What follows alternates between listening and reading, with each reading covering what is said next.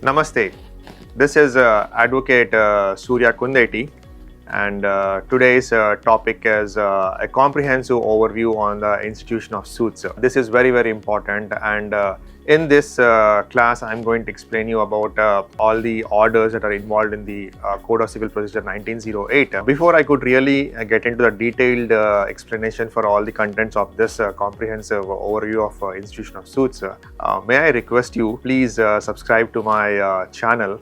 Your subscriptions will be very helpful for encouraging my further classes or future classes. As I have told you in my earlier classes, each and every class I orate is dedicated to a charitable organization. The name of the organization is ABC Charitable Trust, where its UPI number is 9949398998. Where you can donate a small amount of 59 rupees, where your donation is going to be utilized for the nutritious food to the school children and also for the education as well. So this is my request for you all. And now coming to the topic, institution of suits, which is a comprehensive overview, which is this class. And under the Code of Civil Procedure 1908, we have sections from 26 to 35B.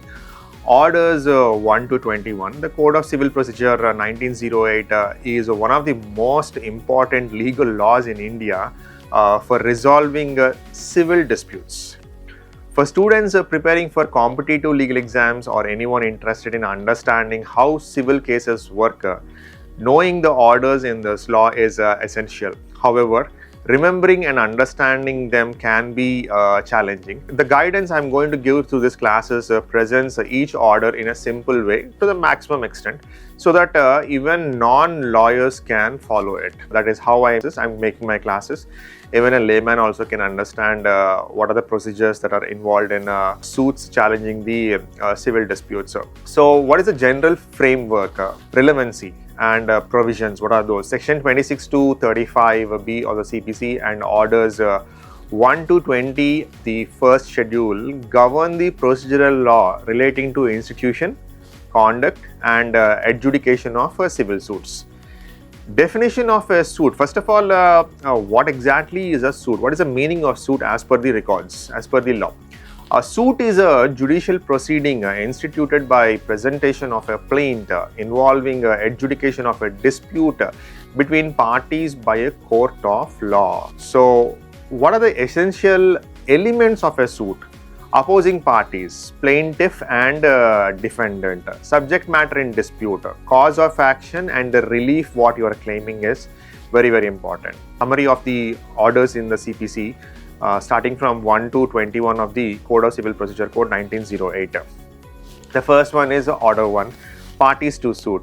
So what is the first party? Plaintiff. The person instituting the suit is called as a plaintiff. Defendant, the person against whom the suit is instituted, is a defendant. Permits joinders of parties and addresses misjoinder or non-joinder also. This is Order 1. What is Order 2?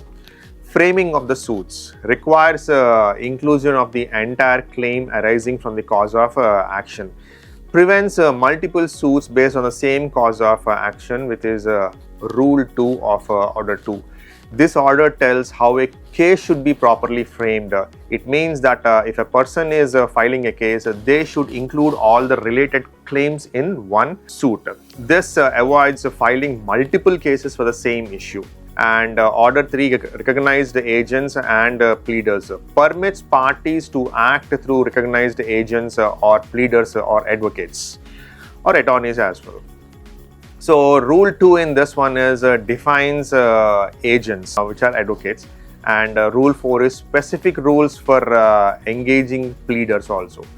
So a person filing a case can do so themselves or through a lawyer. Yes, it is true. The Indian law permits anybody to file a suit without a lawyer also, but the only condition is the person who is filed should be aware of all the rules and regulations of the court procedures. Is very important. This order explains who can present the person in court, either a lawyer called as a pleader or an attorney or an advocate or a legally recognized agent. So What is order 4? Institution of suits.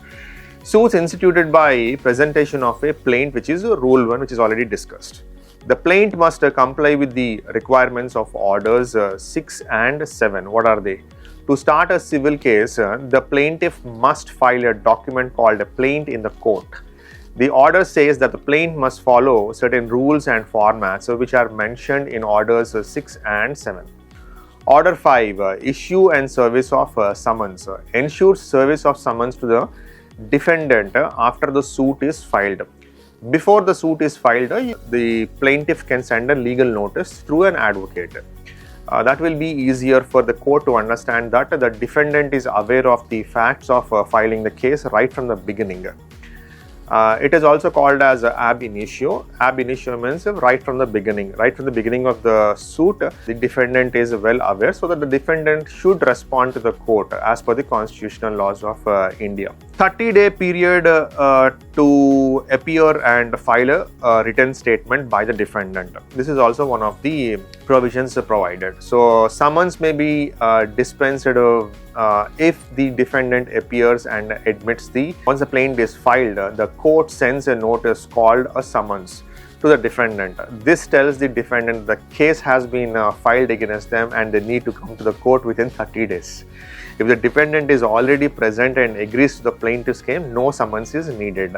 If the defendant does not appear in the court for on the proposed date as per the summons, then depending on the empathy and sympathy of the judge, the second summons can be issued, or an equivalent arrest warrant or police custody can also be issued by the judge. Order 6, pleadings generally, what are they? Defines pleadings as a plaint and a written statement. So whatever you want to ask to the court or you want to request to the remedies, everything are called as pleadings.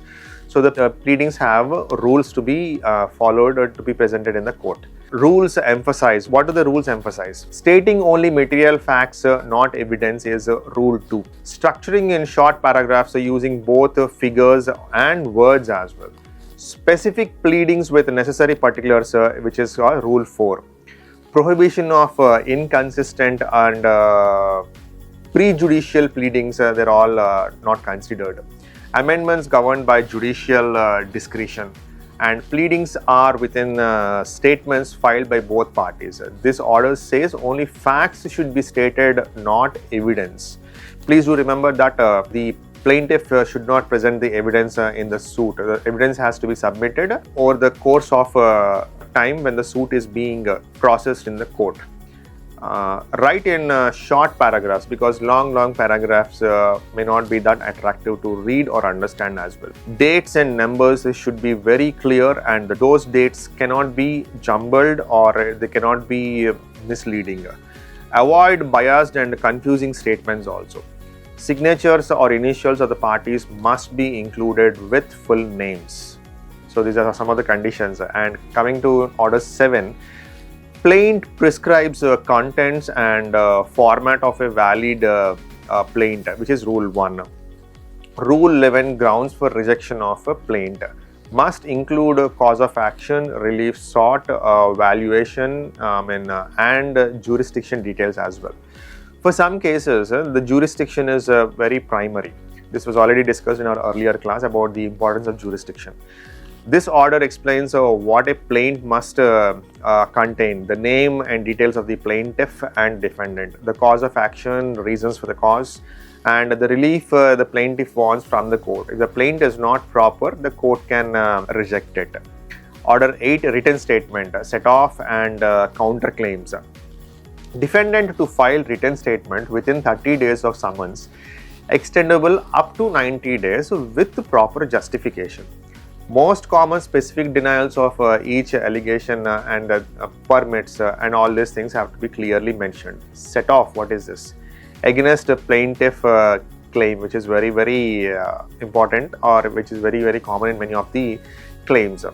Counterclaim or independent claim by the defendant is also very crucial at this stage. After receiving the summons, the defendant must reply with a written statement within 30 days.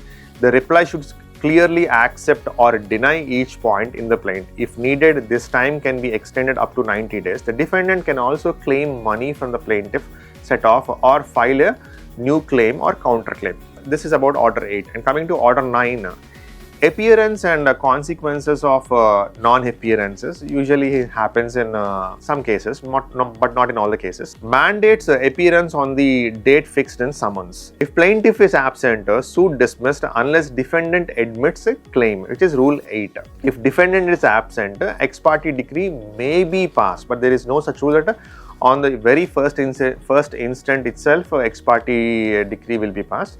But if the defendant is absent even for the second summon, then ex parte decree can be passed, depending on the merits of the case considered by the judge. Order 10, examination of parties by court. Court examines parties to ascertain admitted or denied facts. So, facilitate alternate dispute resolution as per section 89 of the Civil Procedure Code. In the alternate dispute resolution, you can go for mediation or lok adalat or arbitration. All these things will be discussed at a later stage. The court can ask questions to both parties to understand the case better. The court may also suggest settling the matter outside court using methods like mediation also. And next one is Order 11, discovery and inspection, very important. Allows parties to request disclosure of facts or documents from each other to facilitate this adjudication. Order 12 is admissions, enables parties to admit facts or documents wholly or partly. So, in this we have Rule 6, on clear admission, court may pronounce judgment without trial as well. If one party accepts certain facts or documents, the other party does not have to prove them. If the court is satisfied with these admissions, it can decide the case without a full trial. Order 13, production, impounding and return of documents. What is this? Parties must produce original documents related upon at or before settlement of issues. Court may impound or return documents as per rules. Only in vague cases the court returns the documents, but the court will not deny all the pleadings submitted by both the parties from time to time. This order says both parties should bring all the original documents they rely on before the issue in the cases are finalized. The court can keep impound or return documents as needed as well. Order 14, settlement of issues. Court frames issues of fact and law based on pleadings. Only disputed facts are framed as issues. Importance should be highlighted. And this was really pressed in one very important case law, Manoranjan Paul versus Narendra Kumar Paul in 1994. And we also have this efficiency of this importance in Dr. Om Prakash Rawal versus Justice Amrit Lal Bahri in the 1994. And after reviewing the case, the court identifies the issues, the exempt points of disagreement. These issues are important because the court's final decision will be based on resolving them. Order 15, disposal at first hearing. If no material issue exists, court may dispose of suit at first hearing itself as per Rule 1 of this order. Applicable when facts or law are admitted. If there is no disagreement between the parties, the court can decide the case in the very first hearing without a detailed trial. Order 16 is summoning and attendance of a witness. Prescribes the procedure for a summoning witness. And Order 16A deals with witness in custody. The court can call witness to come and speak about the case. Summons are also sent to witness if the witness is in jail. Special rules under Order 16A apply for this witness. He has to be summoned from the jail. And Order 17, adjournments. Permits postponement of a hearing only for sufficient cause. Maximum of 3 adjournments allowed per party. If either party cannot attend the hearing, the court may postpone the hearing, but not more than 3 times. And in some cases, the court can impose an penalty as well for postponement. A valid reason must be shown for adjournment always. Simple adjournment will not be given. And nowadays, in the courts, the judges are very particular on the adjournment options, and reasons are also being recorded in the case diary. So, Order 18, hearing and examination of a witness. Plaintiff presents case first. Includes a recording of evidence and cross-examination. During the hearing, the plaintiff presents their case first, followed by defendant. Witnesses are examined and cross-examined. Order 19 is affidavits, and we have Rule 3 restricts affidavit content to facts within deponent's knowledge. So parties can give written statements under oath called affidavits to prove certain facts instead of speaking in the court. These must be limited to facts that the person directly knows. And Order 20, judgment and decree. Judgment is a final pronouncement of a court's decision. Decree is a formal expression of such judgment, and there is a difference between judgment and decree also. So please note this difference and importance also. And in this we have Rule 3, judgment must be signed and dated, and according to Rule 3 of this one. And Order 20A we have relates to costs awarded. After hearing the case, the court gives its final decision, which is judgment. The decree is formal expression of the judgment. It explains the rights and responsibilities of the parties. Rule 3 says every judgment must be signed and dated. So Order 21, execution of decrees and orders. Once the order is pronounced, the order has to be executed. Governs enforcement of judgments. Divided into 6 broad categories. What are they? Application of execution, stay of execution, mode of execution, sale of movable and immovable properties, adjudication of claims and objections, resistance to delivery of possession. These are all the points which are very important in the execution. And orders 1 to 21 of the Code of Civil Procedure from the backbone of the civil procedural framework, ensuring structured, fair and efficient education of civil disputes. These procedural stages from institution to execution must be followed meticulously and mandatorily. If deviated, and if the opponent party or the defendant catches this deviation, he will have a winning or an upper hand on the case. Mastery over this provisions is essential not only for legal practitioners but also for students and aspirants and judicial legal services examinations. I can teach you all the 158 sections of the Code of Civil Procedure Code and also all the orders in a very meticulous manner, so that you can remember for your lifetime in just about 1 month. If you are interested, you can drop me a message and I can take you on about a class. It's an offline classes I can conduct for a batch of minimum 6 students. And we have orders as well. In general, I'll explain you the orders, Order 1 and Order 2 in general for a better understanding, which is very important for the institution of suits. Every civil case involves parties. A plaintiff who files the case and a defendant who defends against it. Plaint, meaning a plaint is a formal written complaint made by the plaintiff to the court, stating the facts and asking for legal relief. And a joinder of parties, sometimes more than one person may be involved as plaintiffs or defendants also. So Rule 1 is a joinder of plaintiffs. If multiple people are affected by the same issue and seek the same relief, they can join together and file a single suit.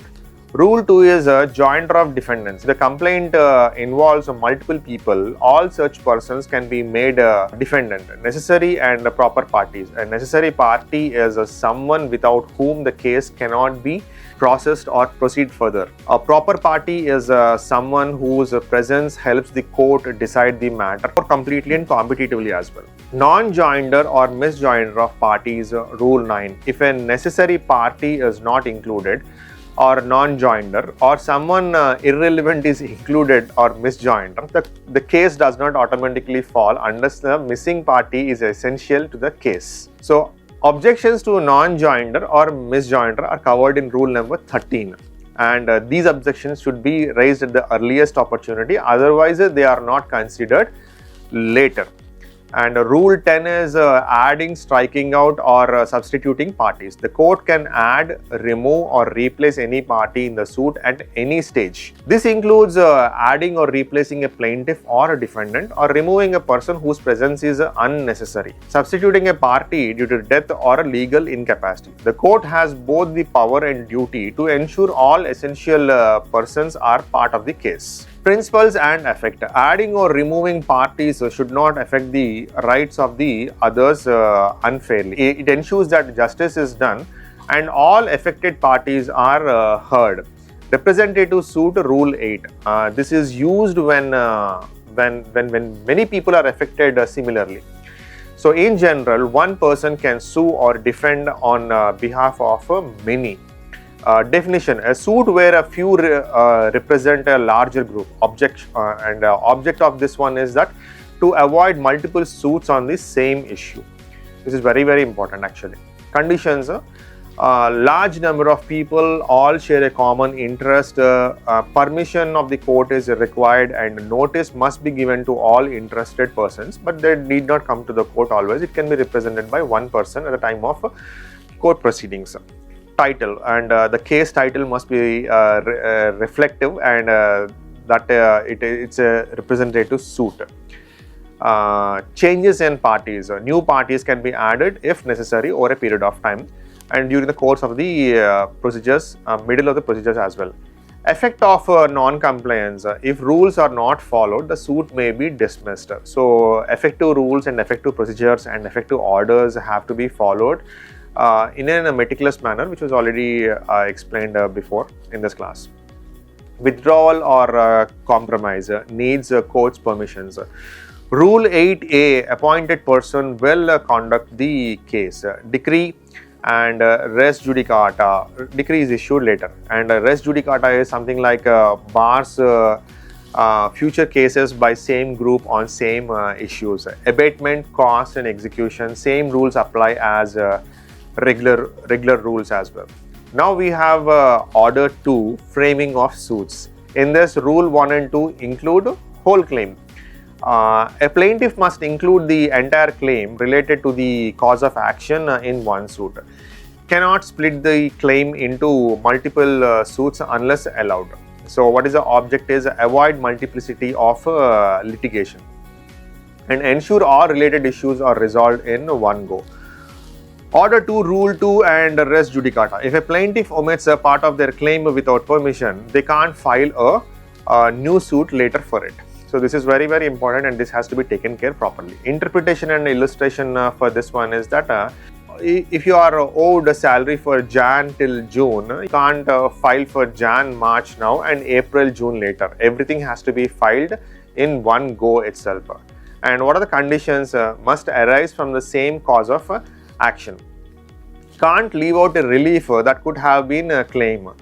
Must take permission from court if you want to exclude a part of a claim. Test, is a later claim based on same facts? If yes, it's barred. And applicability is that applies to civil suits and sometimes other proceedings like arbitration also, because in arbitration everything has to be written before the first arbitration meeting is conducted. That is a different point. We will look into the arbitration matters at a later class, but this is just an example. Joinder of claims, rules 4 to 5. A plaintiff can combine multiple claims against the same defendant in one suit if the law permits. So joinder of causes of action is also very there, and it falls under rules 3 and 6. One plaintiff, one defendant. A claims between them can be joined. And multiple plaintiffs, if all claims arise from similar transactions, they can join. Multiple defendants, if they are involved in connected acts. Plaintiffs and defendants, if claims involve them jointly or severally. And rule 7, objection to misjoinder. Misjoinder means not necessary. If cause of actions are wrongly joined, the defendant must raise objection before issues are framed. And order 4 is that institution of a suit, and in general to officially begin a civil case you must file a plaint. And the meaning of plaint is a written complaint explaining who is fixing the case and against whom, and what the problem is and what relief is being sought in this plaint or the suit. Filing the plaint, section 26 and order 4 rule 1. The plaint must be filed in court having jurisdiction. Very, very important point. It must comply with the format under order 6 and order 7 as well.